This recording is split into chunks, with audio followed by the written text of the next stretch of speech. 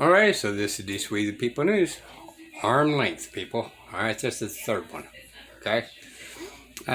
Never just look straight forward. Always look around you. That way you can be able to protect yourself by any means necessary. Alright? It don't mean this is true and correct. However, I have done research and all that. And, there I say it. I found pretty much the same thing. I don't have the same equipment or the same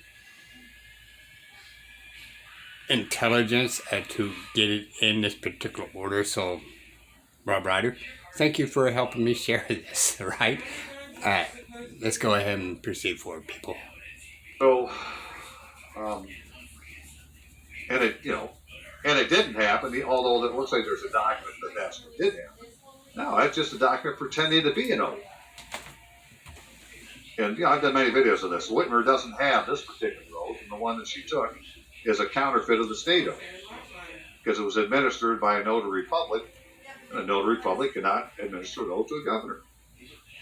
And real quick, just to be clear about the United States of America, here's that Treaty of Peace, right, which was ratified by the Congress of the United States, the Continental Congress. Right, we're talking about the Prince George III, by the grace of God, King of Great Britain, France, Ireland, Defender of the Faith, Duke of Brunswick and Nuremberg. All right, sorry about that. Anyways, we're talking about the Prince, right? Grace of God, King of Great Britain, France, Ireland, Defender of the Faith, Duke of Brunswick, Nuremberg, Archtreasurer, Prince Elector of the Holy Roman Empire, and of the United States of America. It's the King's jurisdiction, which is we say that all the time, United States of America, right? I mean, it has a right to be here by this Treaty of Peace.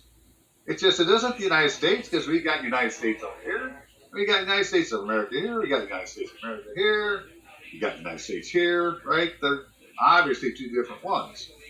And here's where them Jots and Tittles come in again, because His Britannic Majesty acknowledges that it said United States, viz. New Hampshire with a hyphen, Massachusetts Bay, Rhode Island and Providence Plantations, Connecticut, New York with a hyphen, New Jersey with a hyphen, Pennsylvania, Delaware, Maryland, Virginia, no hyphen in North Carolina, no hyphen in South Carolina, and Georgia to be free, sovereign, independent states. That's the one. Now I'm going to pause that right here, right quick, okay?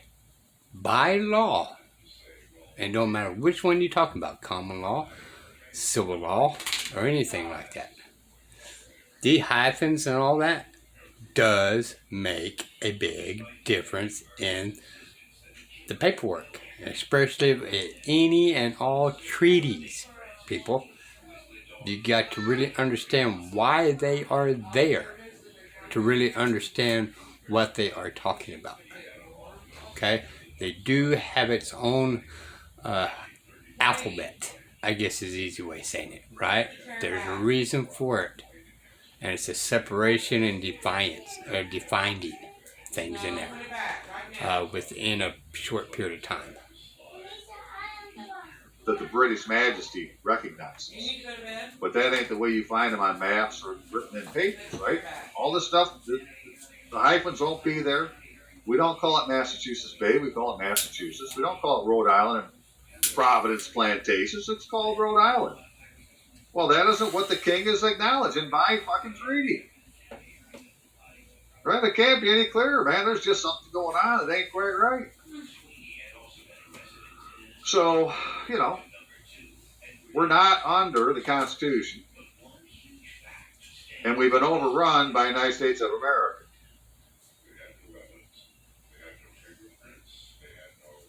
To be clear, we are under the Constitution. It's just been suspended. And so now we're under martial law because the Constitution allows it. Right? But to get out of it was written into an order, right, which is the Lieber Code. And it says how to do it, and we can't do it right now because we don't have a commander-in-chief to write a special proclamation to end the freaking martial law. See how they close that little loop? Ain't that some stuff? Now, this is the congressional record for the House of Representatives, January 28, 2021, so this 117th Congress. Now, this isn't the proper day for this stuff to be in here. This should have been done on the very first day of the session, the very first thing done, which is take oath of office. But here we are on the 28th talking about, doing the things that should have been done on the first day. And actually, it was after the adjournment, right? So the day is done. Now we're going to adjourn, which means we're done till whenever it is, next Monday. So after the adjournment, like over the weekend, now we're going to insert this idea that we took these oaths of office and so forth. So this is what they did. Right after, this is how sneaky these bastards are. We're talking, children of the devil. They lie, cheat, and steal at their every move, and they've taken over our government. Now I'm going to pause it here because he's not saying it, alright? But when you take the correct oath of office, it's supposed to be by its full legal birth name. It cannot be Alan S. It cannot be Donald J. Trump. It has to be Donald John Trump. All this has got to be spelled out all the way across. Why? Because if there's two of them with the same initials, names, and all that, usually the middle name or anything like that, there is some type of difference in there, and they want to be precise of which person to be liable. Okay, back then it was liable. They was responsible for their actions. We can go after them. Okay, but that's one of the real important jobs that is missed on this right here, is that during the, Article 6, they must sign with their full legal birth name. None of this crap they're doing on us right now. And officers are supposed to give you their full legal birth name. That way when you go make claims, you have all that. Alright? Now, that being said, right there, that is the way it's supposed to be done, people. That one actually did it right. However, I didn't see the oath itself, but it's the full legal birth name. Sorry. And so they said the oath of office required by the 6th Article of the Constitution of the United States, which we've already read, and as provided by the Section 2 of Article 13, Act of May 13th, 1884, 23 Stat 22, which is this oath down here, right, to be administered to members and so forth. So anyways, right, so this text here is in 5 U.S.C. 3331, right, Title 5, United States Code, Section 3331. And as you can see, it's got a religious test. So this is not the article. This is not the oath to satisfy the 6th article. It may be an oath they have to take, but it doesn't satisfy the 6th article. Because the 6th article says you got to take one to support and a religious test. So that, they didn't do the first part. That's the one we looked at, and they're acting like they did the second part, which is this oath here. But as you'll see, as they did it, they're not using their full legal name. In other words, they're not properly identified. You can't do an oath under an assumed name. You gotta, this is supposed to be legal stuff, for God's sake. So how can Earl L. Buddy Carter sign an oath of office, or Henry C. Hank Johnson Jr.? You see this shit, sir? No, this can't stand. Right? If a general's going to let this shit stand, then there's nothing that this country can ever do. If we're not going to enforce and protect the very first law passed in this fucking nation, which said this is the oath you take to satisfy the 6th Article of the Constitution, it shows the way to do it. And if we can't enforce that, then why would we expect anybody to follow any other fucking law? Right? So that's your fault. That's the general's fault. What are you waiting for? Sign an order and do something about it. Okay, so, how come the military didn't need to? Well, because the military have their own oath of office, right? Here's the form for oath of office of military personnel, which it's a DA form 71. I state your name, right? First name, middle name, last name, what's your social security number. Why would that be important? Well, because your social security number is your identifier, right? It's the authenticator of your name. Right? Because the two together, there's only be one. There may be two social security numbers for that number. Who knows? There could be two people, same name, but they're not going to have the same name and the same social security number. So the social security number authenticates the name of the individual. Right? Having appointed in the Army of the United States.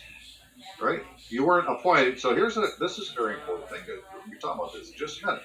You were not appointed into the United States Army. You were appointed in the Army of the United States, which by shortened version is U.ESTA. So says the style manual for the federal government. Right? U.ESTA Army stands for Army of the United States. Well, that's what I had on my uniform. Right? But I'm going to show you, I got a discharge document that says that I was discharged from the United States Army, which doesn't exist. I mean, I just did a whole video on it, on that whole, that whole point. Yeah, that's what I hear. Uncle Sam hasn't released me yet. I won't go through it all again, but, if you have time, sir, please watch it. But here we are, and it says in here that you're going to support and defend the Constitution of the United States. Well, sir, I'm showing you that people are belligerent the frickin' 6th article. They avoided taking the oath to the sovereign, and they're acting like they're the government. Right? The government is the military. We're under martial law. Now, here's the one I took. Right? So here's a very important form for any enlisted person, veteran or otherwise, that at some point in your career you filled out this form. Right? It's a DD Form 4. Right? Google DD Form 4 and you can look at your own. If you got your official records, go look and you're going to have one in there. Right? And it says that you're going into the Armed Forces of the United States. And as I showed in the video, that, Uncle Sam hasn't released me yet, if you look at your discharge document, it says Armed Forces, United States of America. Well, then it's not the same place as you went in. I mean, God, Lord, please, wake some people up here, Jesus. This shit can't stay. Alrighty. Let's go to the next one. Alright, arm length. This is We the People News.